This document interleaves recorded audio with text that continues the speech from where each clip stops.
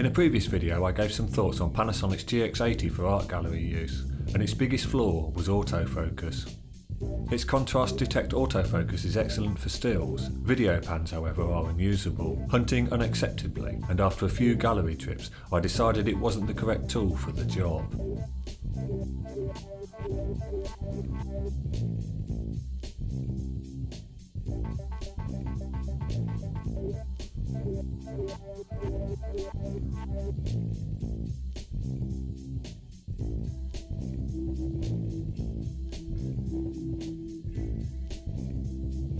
There was only one candidate to replace the GX80, so with a heavy heart it was back to Sony and an A6500 was purchased.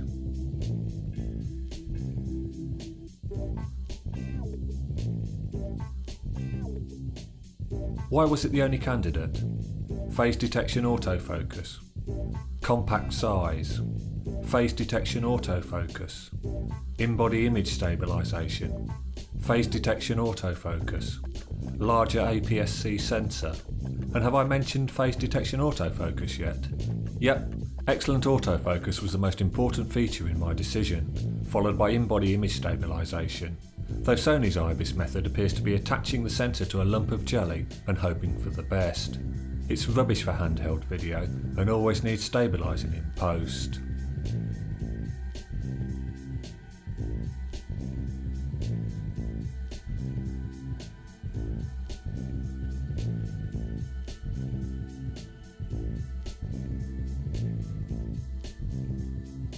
Autofocus on the A6500 is a joy, rarely missing what it's aimed at.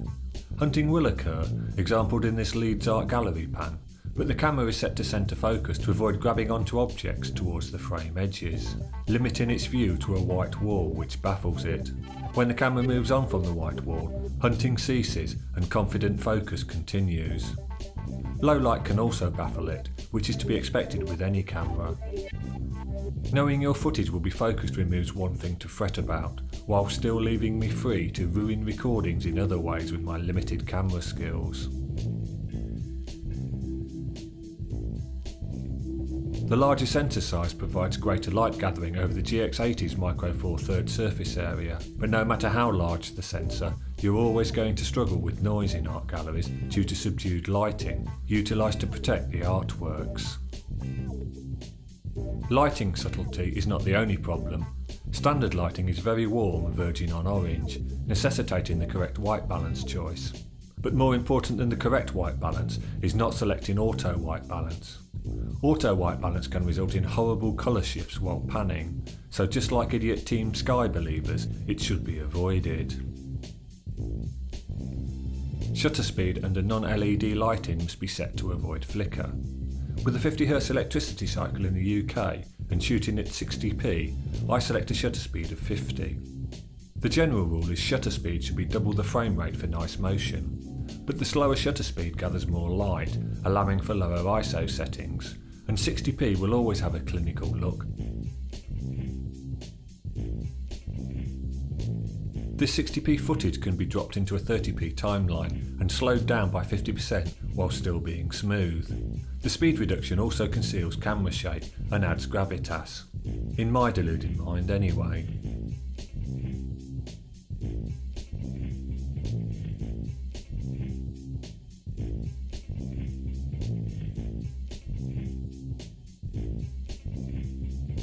The A6500 is readied for gallery shooting with these settings.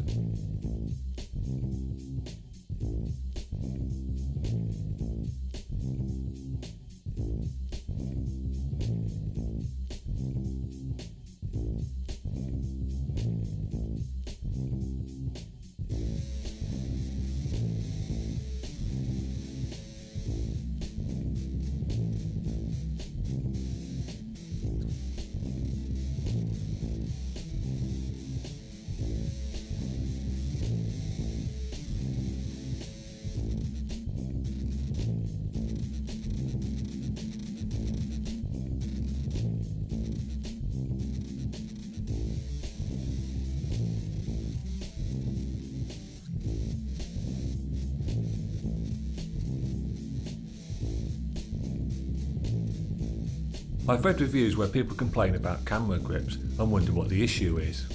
Moving from the GX80, which possesses a slight body deflection rather than anything you could really call a grip, to an actual grip on the A6500, I now understand the complaints. A good grip is a thing of beauty.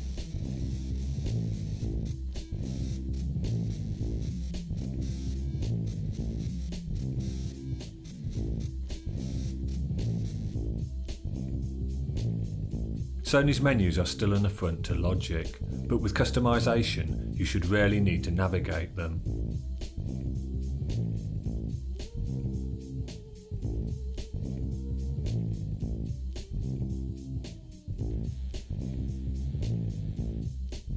Touchscreen. It has a touchscreen? Really? Plenty of others have pointed out the limited touch functionality of the A6500. And why spec a screen that is illegible in sunlight? Deary me, Sony. Battery life is poor compared to the GX80, and additional batteries are needed for prolonged video work, but I've never exhausted the original battery during a gallery visit, which typically includes about 20 1080 60p clips hovering around the 2-minute mark and 100 photos. The two cheap additional batteries I've purchased for extended video use perform to 60% of the Sony battery capacity, confirming you get what you pay for with batteries. The battery can be charged in camera. This function exhibited its importance when I stupidly forgot the spare batteries on a recent London trip and attached a power brick while walking between destinations.